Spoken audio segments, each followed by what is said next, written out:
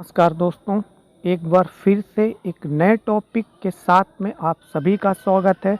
और आज का हमारा विषय है बौद्ध धर्म। मुख्य रूप से जो यूपी पेट 2022 प्री में यूनिट नंबर 3 है, यानी जिसमें कि बुद्ध की जीवनी व शिक्षाएं एक यूनिट नंबर 3 दी गई है, उससे संबंधित जितने भी इम्पोर्टेंट क्वेश्चंस हो सकते हैं उन्हें हम देखेंगे। और ये वीडियो देखने के बाद में सारे के सारे प्रश्न आपके बौद्ध धर्म से संबंधित कवर हो जाएंगे। तो चलिए बिना किसी देरी के लेते हैं आज का पहला एमसीक्यूज यानी कि क्वेश्चन। तो पहला क्वेश्चन है, सिद्धार्थ के गृह त्याग की घटना को बौद्ध धर्म में क्या कहा जाता है? तो इसका उत्तर हो जाएगा महाभिनिष्क्रमण। तो ये क्या था? देखिए, जो बुद्ध जी थे, इनका पहला नाम यानी पहले का नाम इनका क्या था? सिद्धार्थ था।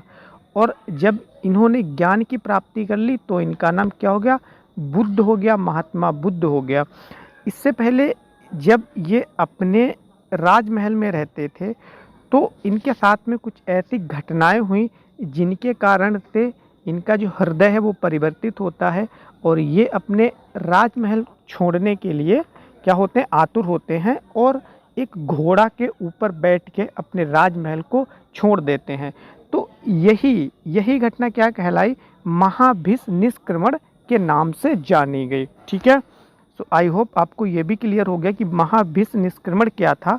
यह वह घटना थी जिसके माध्यम से किसने? सिद्धार्थ ने गृह त्याग किया था। ठीक है, तो अब बढ़ते हैं क्वेश्चन नंबर 2 पे। महात्मा बुद्ध के सौतेली माँ का क्या नाम था? तो इसका आंसर हो जाएगा Prajapati Gautami. Very very important प्रश्न है ये, बहुत ज़्यादा इंपॉर्टेंट प्रश्न है। और जो बुद्ध का संघ था उसमें ये प्रथम महिला थी जिन्होंने बुद्ध के संघ में प्रवेश किया था। क्वेश्चन इस प्रकार आता है, बुद्ध के संघ में प्रवेश करने वाली पहली महिला कौन थी? तो आंसर क्या होगा? प्रजापति गौतमी। ठीक है, ध्यान देना है, ये महिला का नाम है ना कि पुरुष का नाम है। क्वेश्चन नंबर 3, बुद्ध ने अपने प्रथम गुरु से कौन सी शिक्षा प्राप्त की? तो इसका आंसर हो जाएगा सांख्य दर्शन की शिक्षा इन्होंने अपने गुरु से प्राप्त की थी। ठीक है, सो अब क्वेश्चन नंबर 4, बुद्ध ने अपना प्रथम गुरु किसे बनाया था? तो इसका आंसर हो जाएगा अलार कलाम। इनके बुद्ध के गुरु का क्या नाम है? अलार कलाम। और वहीं एक शब्द आपको काफ़ी ज़्यादा कंफ्यूज कर सकता है, वो है आपका अलार कलार बांग्ला। क्या है? अलार कलाम बांग्ला है। तो ये क्या है? ये बांग्लादेश का राष्ट्रीय गीत है, यानी राष्ट्रीय गान है। माफ़ी चाहूँगा, राष्ट्रीय गीत नहीं है, राष्ट्रीय गान है, यानी राष्ट्रगान है। जैसे कि भारत में भारत का जनगण मन है, ठीक इसी प्रकार से ये बांग्लादेश का राष्ट्रगान है। और इसे किसने बनाया था, यानी किसने रचा था, इसे किसने लिखा था? तो रविंद्रनाथ टैगोर ने 2 देशों के राष्ट्रगान को लिखा था, एक तो भारत का और एक बांग्लादेश का। तो चलते हैं क्वेश्चन नंबर 5 के ऊपर। ज्ञान प्राप्ति के बाद सिद्धार्थ को क्या कहा गया? तो सिद्धार्थ को गौतम बुद्ध के नाम से जाना गया। ठीक है, so question number 6, Gautam Buddha के पुत्र का क्या नाम था? तो सिंपल सा आंसर इसका होगा राहुल। गौतम बुद्ध के पुत्र का क्या नाम था? तो राहुल इनके पुत्र का नाम था। क्वेश्चन नंबर 7, गौतम बुद्ध के माँ का नाम क्या था? तो आंसर हो जाएगा महामाया। तो देखिए, इनकी 2 जो थी माता थी, एक तो महामाया, ठीक है, और एक प्रजापति गौतमी। तो जो प्रजापति गौतमी थी ये सगी नहीं थी, सौतेली थी। कैसी थी? सौतेली थी। ठीक है, क्योंकि अभी हमने प्रजापति गौतमी के बारे में ऊपर पढ़ा है, यहाँ पर भी आ रहा है कि गौतम बुद्ध के माँ का क्या नाम था। तो ये जो माया देवी हैं, ये क्या? ये सगी माँ है, और जबकि प्रजापति गौतमी सौतेली माँ थी। ठीक है, तो इसे भी ध्यान रखना है। क्वेश्चन नंबर 8, गौतम बुद्ध के पिता का क्या नाम था? तो आंसर है शुद्धोदन। क्या आंसर होगा? शुद्धोदन। ठीक है, अब आप सोच रहे होंगे कि पता नहीं गौतम बुद्ध के परिवार के बारे में क्यों पढ़ाया जा रहा है। तो इसलिए पढ़ाया जा रहा है क्योंकि उसमें जब मैंने सिलेबस देखा तो साफ साफ लिखा हुआ था गौतम बुद्ध का जो जीवन है, यानी जो उनकी जीवनी है और उनकी शिक्षाएं, इनसे संबंधित प्रश्न आएंगे। ठीक है, तो इसीलिए हमें इन्हें कवर करना पड़ रहा है। क्वेश्चन नंबर 9, गौतम बुद्ध का जन्म कब हुआ था? तो इसका आंसर हो जाएगा 563 ईसा पूर्व में कपिल वस्तु के लुम्बिनी नामक स्थान पर हुआ था। अब यहाँ पर आपके काफ़ी क्वेश्चन जो है वह क्लियर हुए हैं। एक तो कब हुआ था, तो ये कब हुआ था? 563 ईसा पूर्व में। और फिर कहाँ हुआ था? तो इसका आंसर है आपका कपिल वस्तु के लुम्बिनी नामक स्थान पर, और जो कि कहाँ है? तो यह आपका पड़ता है नेपाल में। ठीक है, भारत में ये नहीं पड़ता है। क्वेश्चन नंबर 10, बुद्ध की मृत्यु की घटना क्या कहलाती है? तो इसका आंसर हो जाएगा महापरिनिर्वाण। इसमें आपको कंफ्यूज बिल्कुल भी नहीं होना है। जो बुद्ध की गृह त्याग की घटना है वह महाभिनिष्क्रमण कहलाती है। वही जो मृत्यु की घटना है बुद्ध जी की, तो वह कहलाती है महापरिनिर्वाण। इसका मतलब क्या है? इसका मतलब है यह व्यक्ति की वह अवस्था होती है जिसमें व्यक्ति की जो तृष्णा होती है, इच्छा होती है, वह समाप्त हो जाती है और उसके बाद में व्यक्ति मृत्यु को प्राप्त कर लेता है। तो बुद्ध ने इस घटना को महापरिनिर्वाण के नाम से बताया है। ठीक है, तो क्वेश्चन नंबर 11, गौतम बुद्ध का विवाह कब और किससे हुआ था? तो गौतम बुद्ध का विवाह बहुत ही कम उम्र में, यानी कि 16 वर्ष की आयु में यशोधरा के साथ में हो गया था। क्योंकि ऐसा कहा जाता है जब गौतम बुद्ध के पिता और माता एक ऋषि से मिले तो उन्होंने इनके पिता और माता को बताया कि आपका बेटा जो है सन्यासी बनेगा। तो इसीलिए राजा था वह डर गया और उसने ऐसा किया कि उसने सोचा यदि हम अपने बेटे यानी कि बुद्ध की शादी बहुत ही पहले कर देते हैं तो फिर जब परिवार हो जाएगा तो फिर छोड़ के नहीं जा सकते हैं। लेकिन ऐसा नहीं हुआ, फिर भी वह सन्यासी बने। ठीक है, सो अब देखते हैं क्वेश्चन नंबर 12, सिद्धार्थ जब कपिल वस्तु से निकले तो उन्होंने कौन कौन से दृश्य देखे? ये बिल्कुल आप रट लेना, बहुत इम्पोर्टेंट है। और ऐसा माना जाता है कि इन्हीं घटनाओं के कारण उन्होंने सन्यासी जीवन को अपनाया था। तो क्या क्या उन्होंने देखा है? एक बूढ़ा व्यक्ति देखा था, एक बीमार व्यक्ति देखा था, एक शव देखा था, सबका मतलब एक लाश देखी थी, तथा एक सन्यासी को देखा था। तो इससे उन्हें सीख क्या मिली? तो इससे उन्हें बेसिकली ये सीख मिली, जो बूढ़ा व्यक्ति था वह भी बहुत परेशान था, अपने शरीर से बहुत परेशान था, और एक बीमार व्यक्ति वह भी बहुत ज़्यादा परेशान था, वह करा रहा था, इतनी उसे पीड़ा हो रही थी। ऐसे ही सब क्या था?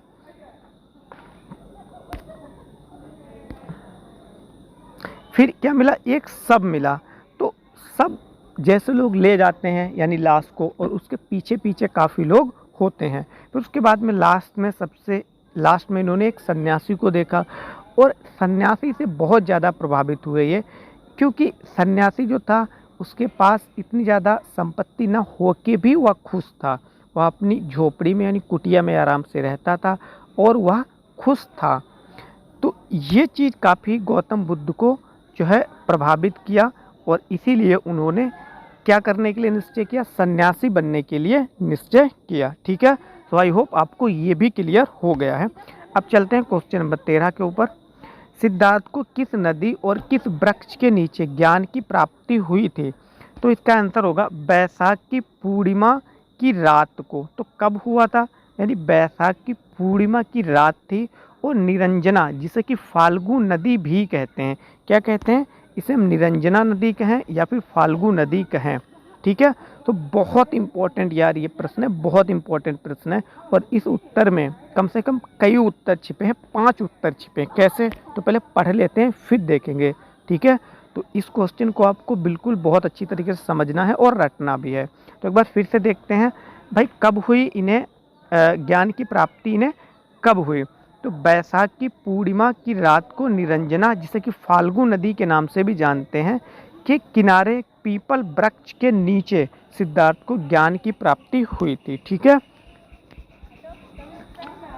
मेरी कोशिश ये रहती है कि जिस भी पॉइंट पे प्रश्न आया है उसके बारे में जो भी संबंधित फैक्ट हैं वे सारे के सारे आपको बता दिए जाएं, ताकि आपसे एक भी प्रश्न जो है ना तो स्किप हो और ना ही रॉन्ग हो। ठीक है। क्वेश्चन नंबर 14, बुद्ध ने अपना प्रथम उपदेश कहाँ दिया था? तो इसका आंसर है सारनाथ में दिया था, ऋषिपत्तनम। ये एक जगह का नाम है ऋषिपत्तनम। ठीक है भाई, सारनाथ तो एक शहर है और प्रॉपरली जिस स्थान पे दिया था उसे ऋषिपत्तनम कहते हैं। बौद्ध धर्म ग्रंथ में धर्मचक्र परिवर्तन कहा गया। यानी देखिए, अभी हम लोग पढ़ चुके हैं महाभित निष्क्रमण पढ़ चुके हैं, है ना? क्या पढ़ चुके हैं? महाभित निष्क्रमण और महापरिनिर्माण पढ़ चुके हैं। तो ठीक ऐसे ही ये भी पूछा जा सकता है कि बुद्ध के जीवन से संबंधित जो धर्मचक्र परिवर्तन है ये क्या है? तो ये सीधी सी बात है, जब उन्होंने पहला उपदेश दिया, इसी को धर्मचक्र परिवर्तन ग्रंथों में कहा गया है। ठीक है, क्योंकि इसका मतलब भी जानना जरूरी है। कभी कभी मतलब ही पूछ लिया जाता है, यानी अर्थ ही पूछ लिया जाता है। फिर इन्होंने अपने उपदेश जनसाधारण की भाषा यानी पाली भाषा में दिए। वेरी वेरी इंपॉर्टेंट है। यानी इनके उपदेश की भाषा क्या थी? तो पाली भाषा थी। कैसे याद करेंगे? तो इसके लिए बहुत अच्छी शानदार ट्रिक बताऊंगा और कभी भी आपके दिमाग से नहीं निकलेगी। लेकिन यदि ये ट्रिक आपको पसंद आती है तो वीडियो को लाइक करना बिल्कुल मत भूलिएगा और वीडियो को शेयर करना बिल्कुल मत भूलें। और यदि आप हमारे यूट्यूब चैनल पर नए हैं तो हमारे यूट्यूब चैनल को सब्सक्राइब करना भी ना भूलें। तो ट्रिक क्या है? आप ये चीज़ देखना, कहीं भी देखना, चाहे कोई स्टैचू बनी हो या फिर कोई पोस्टर हो, आपके घर में हो या कहीं भी, या जनरली आप देखेंगे, फ़ोन से भी सर्च करेंगे तब भी आप देखेंगे जो बुद्ध जी हैं उनकी जो प्रतिमा होगी तो उसका कलर पीला होता है। ये मोस्टली ऐसा है। कैसा होगा? पीला होगा, क्योंकि उन्होंने जो कपड़े पहन रखे हैं ना वो लगभग में क्या पूरे ही पूरे पीले ही हैं, यानी येलो कलर के हैं। तो पीला पाली, पीला पाली, पीला पाली, इस तरीके से कुछ कनेक्ट हो रहा है, नहीं हो रहा है, कुछ लिंक हो रहा है। तो यहाँ से आप लिंक कर सकते हैं, क्योंकि उन्होंने कपड़े कैसे पहने हैं? पीले कपड़े पहने हैं। तो ऐसे उन्होंने क्या किया? पाली भाषा में अपने उपदेश दिए थे। तो कुछ ऐसे आप याद रख सकते हैं। मैं तो रियल में इसी तरीके से याद रखता हूँ। ठीक है। तो क्वेश्चन नंबर 15, बुद्ध ने सर्वाधिक उपदेश कहाँ दिए थे? वेरी इंपॉर्टेंट क्वेश्चन है। तो बुद्ध ने अपने सर्वाधिक उपदेश कहाँ दिए थे? कौशल की राजधानी श्रावस्ती में दिए थे। तो आपको पूरा याद रखना है, कौशल जरूर याद रखना है। अब इसके साथ में आपको फ़ायदा क्या होगा? फ़ायदा ये भी हो जाएगा, डायरेक्ट क्वेश्चन ना पूछ के ऐसे भी क्वेश्चन पूछा जा सकता है कि कौशल जो राज्य था उसकी राजधानी क्या थी? तो उसकी राजधानी श्रावस्ती थी। कौन सी थी? श्रावस्ती थी। तो आप इसे पूरा याद रखें। ठीक है। फिर क्वेश्चन नंबर 16, बुद्ध की मृत्यु कब हुई और इस घटना को क्या कहा गया है? तो बुद्ध जी की मृत्यु 80 वर्ष की उम्र में हुई थी, 483 ईसा पूर्व, कुशीनगर। ठीक है, जो कि आजकल क्या है? देवरिया, यानी ब्रैकेट में उत्तर प्रदेश, यानी उत्तर प्रदेश का जो कुशीनगर है वहाँ पे बुद्ध जी की मृत्यु हुई थी, जिसे बौद्ध धर्म में महापरिनिर्माण कहा गया।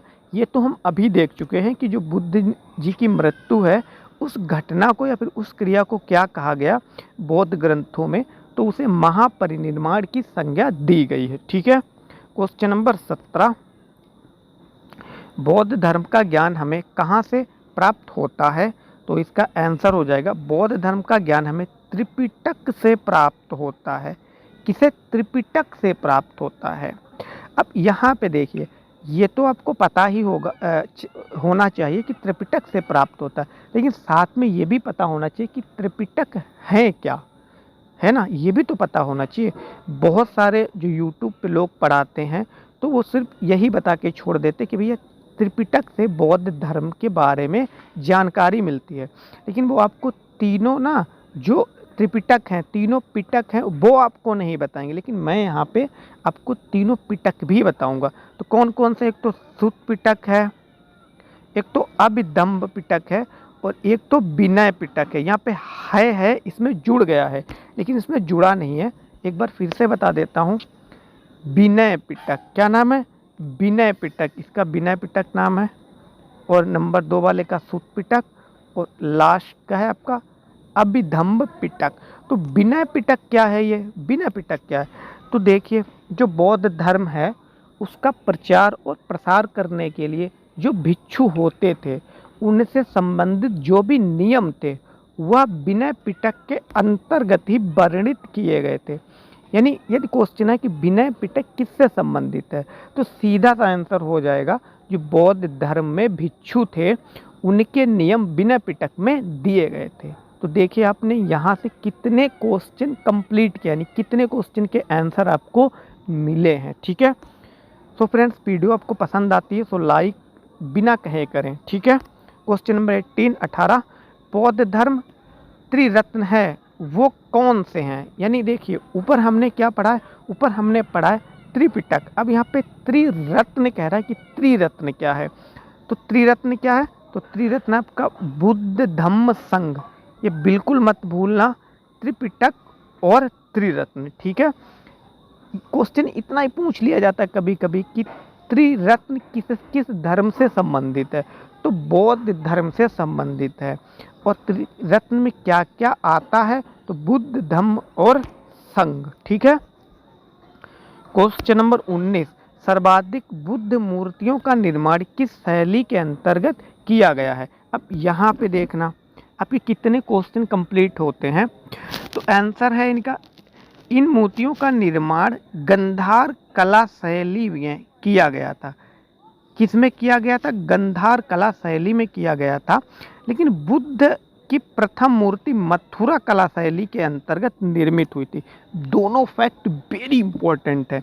यदि आप किसी बड़े एग्जाम की भी तैयारी कर रहे हैं जैसे कि यूपीएससी या फिर स्टेट पीएससी, तो उसमें ये कथन के रूप में भी आ जाते हैं कि जैसे कथन नंबर 1 दे दिया जाएगा, बुद्ध जी की प्रथम प्रतिमा का निर्माण मथुरा कला शैली के अंतर्गत किया गया था। तो बिल्कुल किया गया था। यहाँ पे अभी हमने पढ़ा है बुद्ध की प्रथम मूर्ति मथुरा कला शैली में डेवलप की गई थी। वहीं बुद्ध की सर्वाधिक मूर्तियाँ गंधार कला शैली में निर्मित की गई हैं। लेकिन यदि प्रथम पूछे तो फिर मथुरा कला शैली होगी। अब ये गंधार कला शैली कैसी है, तो आइए बहुत शॉर्ट एंड सिंपल में समझ लेते हैं कि गंधार कला शैली क्या है। तो देखिए, यदि आप मैप देखते हैं और आपके पास एटलस होगा तो आपको गंधार पता होगा ये कहाँ है, किस देश का ये क्षेत्र है। तो ये आपका अफगानिस्तान का क्षेत्र है। गंधार कहाँ पड़ता है? आपका अफगानिस्तान का ये क्षेत्र है। तो देखिए, जो प्राचीन काल के शासक थे ना, तो वह मेनली जो अफगानिस्तान है, ईरान है, इराक है, इन देशों से आए थे भारत पे शासन करने के लिए।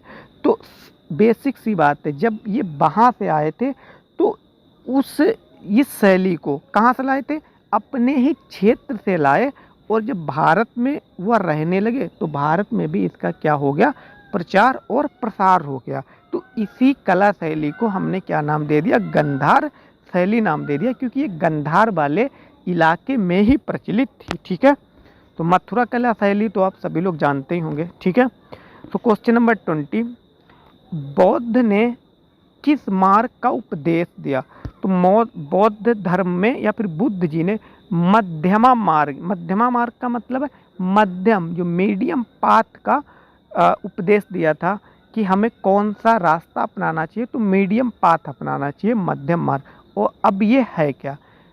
देखिए, बहुत सारी यूट्यूब पे पढ़ाएंगे आपको, बस मध्यम मार्ग बता देंगे, उसके आगे नहीं बताएंगे। लेकिन मैं ये चाह रहा हूँ कि आपको ना कॉन्सेप्ट बिल्कुल क्लियर हो जाए, क्वेश्चन किधर से भी आए आपसे सारे क्वेश्चन हो जाएं।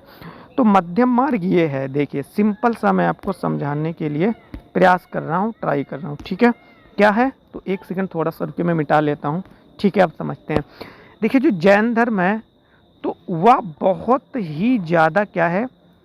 बहुत ही ज़्यादा अति कर देता है। अति का मतलब क्या है? तो सिंपल सी बात है। देखिए, बौद्ध धर्म है वह कहता है कि भाई जो हिंसा है वह हमसे जानबूझ के नहीं होनी चाहिए। मतलब जानबूझ के हम किसी भी जानवर को ना मारें, क्योंकि वह भी एक किसका हिस्सा है? ईश्वर का हिस्सा ही है, क्योंकि वह भी, उसमें भी क्या है? जान है, आत्मा है। तो क्या कहता है? जानबूझ के मत मारो। लेकिन यदि बाई मिस्टेक आपसे कहीं कुछ हो जाता है तो फिर ऐसा ये चल सकता है, मतलब इतना बौद्ध धर्म में चलता है। वहीं जो जैन धर्म है वो कहता है कि आपसे हिंसा बिल्कुल नहीं होनी चाहिए, चाहे धोखे से या फिर जानबूझ के। इसीलिए बौद्ध धर्म में कृषि को करना क्या कहा गया कि कृषि कर सकते हो आप, यदि बौद्ध धर्म के जो अनुयायी हैं वो कृषि कर सकते हैं। मैं यहाँ पे ये क्यों बता रहा हूँ कृषि कर सकते हैं, तो इसका और बौद्ध धर्म और जैन धर्म से लिंकेज है। कैसे? देखिए, जब हम कृषि करते हैं तो अप्रत्यक्ष रूप से हमसे बहुत ज़्यादा जो कीड़े मकोड़े होते हैं, जो जीव जंतु छोटे छोटे हैं, वो मर जाते हैं। जैसे मान लिया हम भाई ट्रैक्टर ही चला रहे हैं तो हम नीचे थोड़ी ना देख रहे कौन है कौन नहीं, तो वो मर गया, यानी हमसे हिंसा हो गई। वहीं जो जैन धर्म है वो मना करता है, वो कहता है भाई खेती नहीं करोगे, कह रहा है खेती करोगे तो आपसे हिंसा हो जाएगी, जबकि बिल्कुल भी हिंसा जो है वो जैन धर्म में बर्दाश्त नहीं है, यानी हिंसा बिल्कुल भी हिंसा वर्जित की गई है। ठीक है, तो आई होप आपको ये भी समझ में आया होगा कि मध्यमा मार्ग क्या है। ठीक है, क्वेश्चन नंबर 21, प्रथम बौद्ध संगति कब हुई थी? तो यहाँ से आपके काफ़ी क्वेश्चन बनेंगे और बहुत बेहतर होगा कि आप इसकी स्क्रीनशॉट लेके नोट्स बना लें। तो प्रथम संगीति कब आयोजित की गई थी? 483 ईसा पूर्व राजगृह नामक स्थान पर हुई थी और इसकी अध्यक्षता महाकश्यप जी ने की थी। और उस समय शासक कौन था? तो उस समय अजातशत्रु शासक था। क्या था? अजातशत्रु शासक था। तो देखिए, एक आंसर में आपके कितने क्वेश्चन एंड आंसर बन गए। एक तो ये कब आयोजित हुई थी, तो 483 ईसा पूर्व। फिर किस स्थान पर? तो राजगृह नामक स्थान पर। फिर इसकी अध्यक्षता किसने की थी? तो महाकश्यप ने की थी। फिर इस समय कौन सा शासक था? तो अजातशत्रु इस समय शासक था। तो 4 क्वेश्चन बने हैं। ठीक है, फिर क्वेश्चन नंबर 22, दूसरी बौद्ध संगति कब और किस शासन में हुई थी? तो इसका आंसर है 383 ईसा पूर्व वैशाली में हुई थी और इसकी अध्यक्षता सबा कामी नामक व्यक्ति ने की थी और यह कालाशोक के शासन काल में हुई थी। ठीक है, नाम ध्यान रखना, अशोक दूसरा है, कालाशोक दूसरा है। जो तीसरी बौद्ध संगति होगी उसकी अध्यक्षता कौन करेगा? तो आइए आगे देखते हैं। ठीक है, क्वेश्चन नंबर 23, तीसरी बौद्ध संगति कब और किस शासन काल में हुई थी?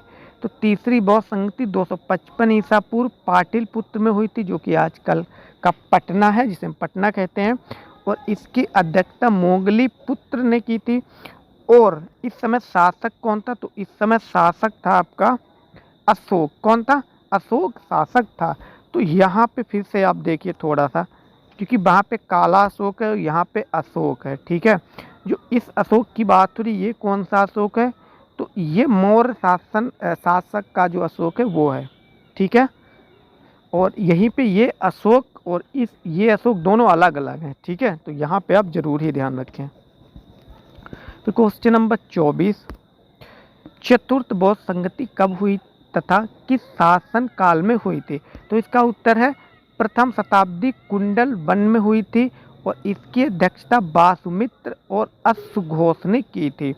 और यह किसके शासन काल में हुई थी? तो यह कनिष्क के शासन काल में हुई थी। ठीक है, तो यहाँ से भी आपके काफ़ी क्वेश्चन क्लियर हो रहे हैं।